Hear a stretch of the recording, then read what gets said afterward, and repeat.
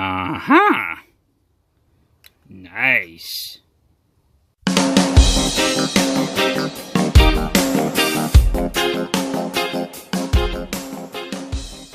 Guys, thank you for joining me on another great video. Today in Florida, it is beautiful. It's been crazy cold, and today it's in the 70s and it's beautiful.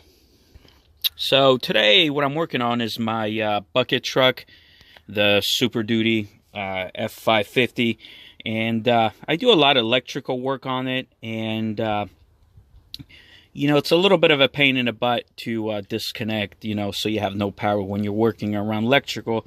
So I found this cool little item here.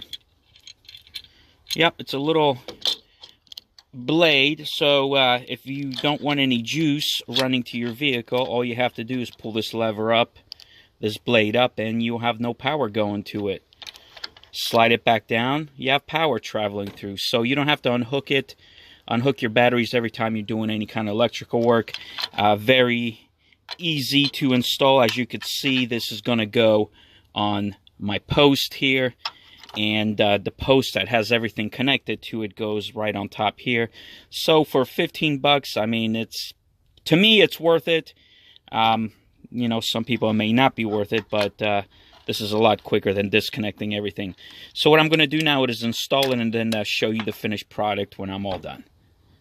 Alright, so here it is, all finished, all installed. You just want to make sure that when you're installing this, if you were going to go this route, you want to make sure you have enough hood clearance. So check on that before ordering it. If you want to check it out, I'll put a link down below in the description. It's the eBay. So yeah, so basically how it works now, it's connected. I do have power to the truck. If I ever need to work on it or anything, I just pull that up. Easy as that.